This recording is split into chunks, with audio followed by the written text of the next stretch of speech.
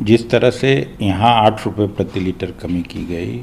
8 रुपये भी कम है। वैट इसको और 20 रुपये तक अगर रहता तो लोगों को ये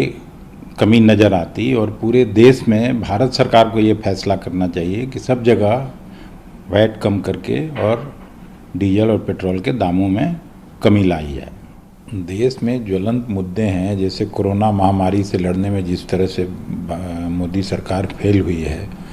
उस पे चर्चा हुई, नाकामियों पे ज़्यादा चर्चा हुई, और जिस तरह से संविधान का धज्जी उड़ाया जा रहा है राजस्थान में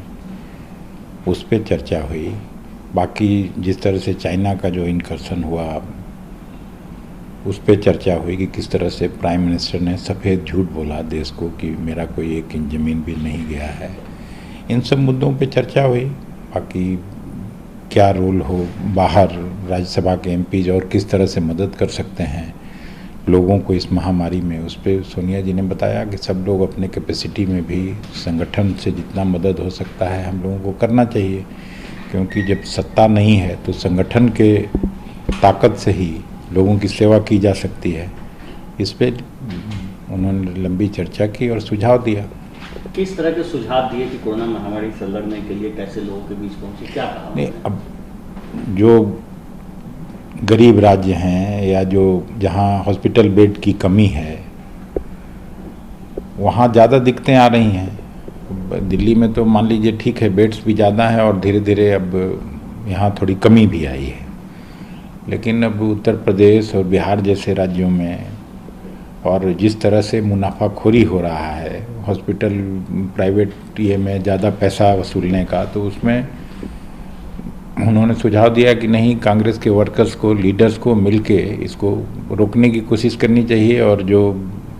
जनहित के जो भी मुद्दे हैं उसमें संगठन को बढ़ चढ़ कर हिस्सा लेना चाहिए और लोगों को मदद करनी चाहिए। दूसरी तरफ दिल्ली सरकार ने जो बैठ है डी सुशांत सिंह राजपूत मामले में, जिस तरह से कि लगातार दिन पर दिन नए खुलासे हो रहे हैं, ये चीज़ें आ रही है, कह रहे हैं कि सुशांत सिंह मामले की सीबीआई से जांच होनी चाहिए। बिल्कुल, अब जिस तरह से ये मृत्यु या मौत